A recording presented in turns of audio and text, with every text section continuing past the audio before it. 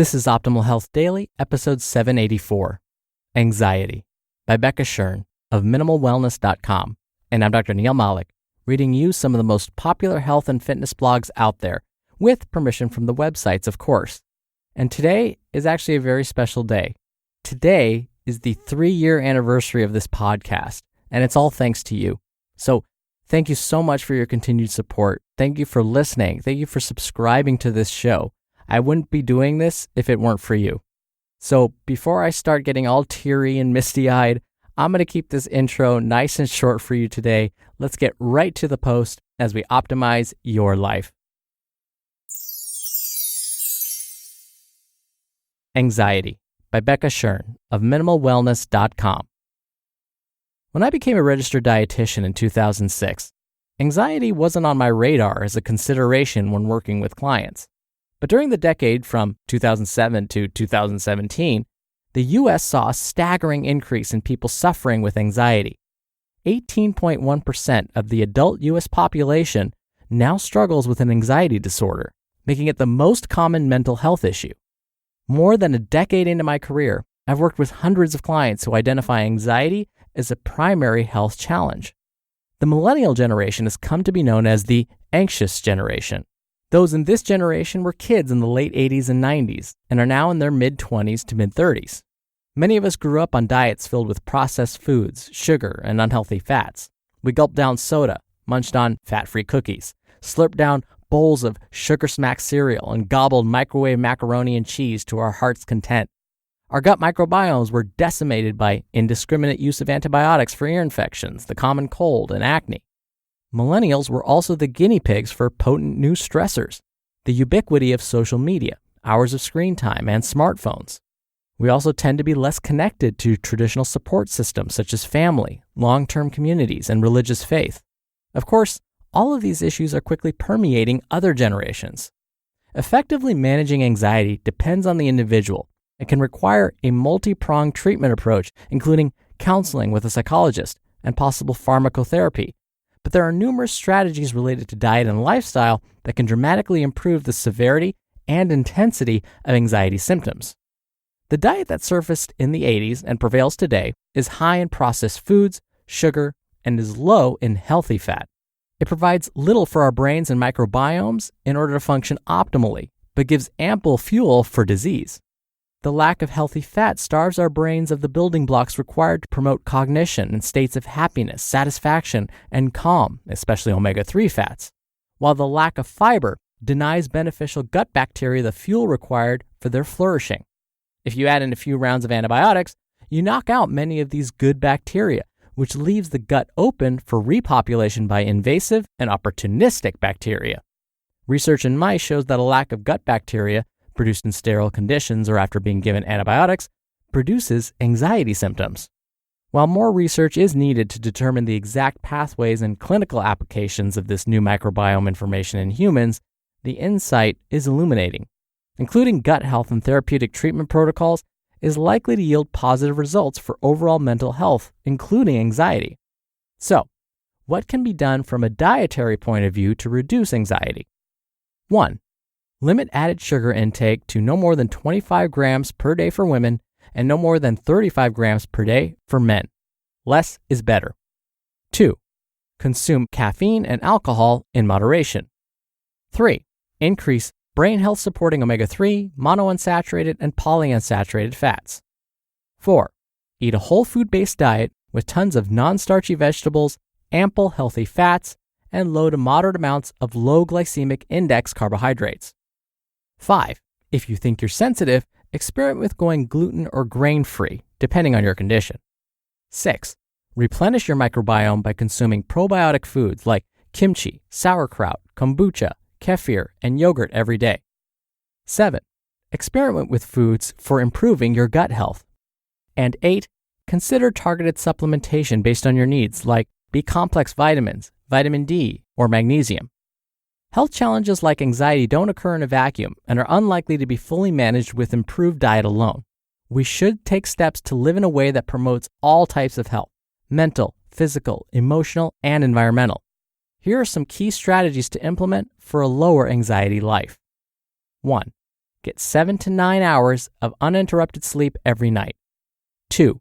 Be physically active. Move your body every day. 3. Don't smoke tobacco. 4. Learn to meditate and make time for meditation practice every day. It's like weight training for the brain. 5. Get outside. Take a walk. Go on a bike ride. Enjoy the sounds of naturally running water. Get your hands dirty in a garden. 6. Put your phone down and turn off your computer. 7.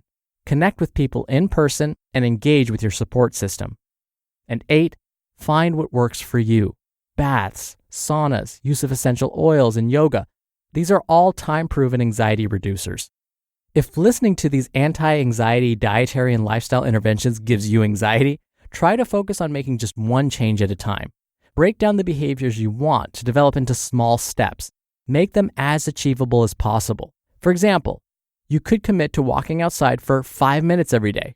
With a 5-minute walk, the bar is set low enough that we know we have the ability to do it.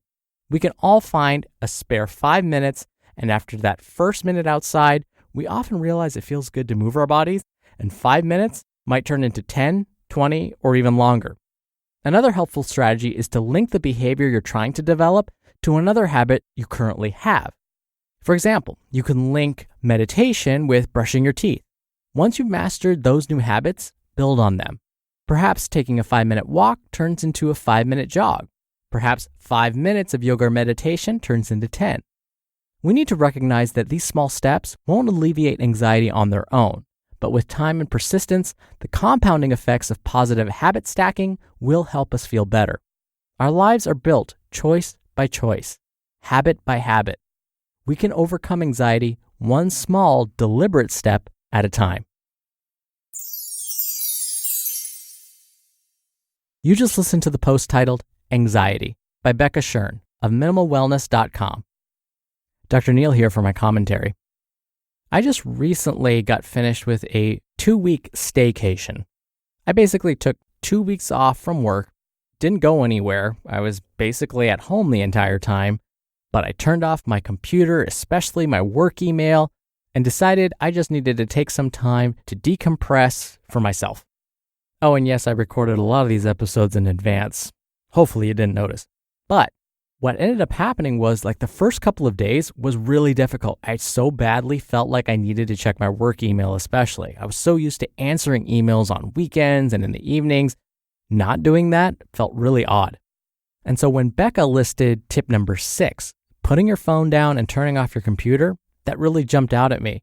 Because after the first couple of days where my anxiety actually went up when I didn't check my email, I realized I felt so much freer. At some point, it felt like a weight was being lifted, that it was okay that I didn't have to constantly check my work email, that it was okay that I had this designated vacation time where I didn't have to respond to colleagues and my students. And it ended up feeling really good. Now, in the past, I've tried things like yoga, which does really work for me. It's fantastic, but I often find myself preferring to do some cardio or weight training instead. I just need to make the time for yoga specifically. I've also tried flotation therapy, where you're in basically a water tank in complete darkness and in complete silence, and you're there floating in the darkness. That one didn't work so much for me. I found my mind was racing the entire time. But just as Becca mentioned, try different things. Do it just for 5 minutes. Do it for 1 minute if 5 minutes seems like it's too much. And see how you like it. And then when you find something that you do like, you'll end up doing it for 5 minutes, 10 minutes, or longer. You'll stay consistent with it. And then, before you know it, you'll be finding activities that will help you reduce your anxiety and help you feel better. All right, that'll do it from me for today. Thank you again for listening. Whether you've been listening since the very beginning, 3 years ago this day, or for 3 days. Thank you for continuing to listen. That's what keeps this show going. I can't thank you enough. Thank you for subscribing. Thank you for sharing the show with someone. It's because of you that I do this. Now, I'll be back here tomorrow for our usual Friday Q&A, so thank you for sending in your questions also, and definitely come back for that, where your optimal life awaits. Hello, Life Optimizer. This is Justin Malik, creator and producer of this show, and Optimal Living Daily, the brother podcast of this one. Literally, I'm Dr. Neil's brother. If you like the format of this show, you'll love Optimal Living Daily too, where I also read to you from blogs but cover other topics like personal development, finance, and minimalism from bloggers like Derek Sivers, The Minimalists, Zen Habits, and many more. So for more amazing content read to you for free, come subscribe to Optimal Living Daily too, and together we'll optimize your life. You've been listening to Optimal Health Daily. Be sure to hit the subscribe button to stay up to date on each new episode, and head to oldpodcast.com. That's oldpodcast.com for a free gift, as well as more actionable tips and resources to help you maximize your potential. Thanks for joining us, and remember, your optimal life awaits.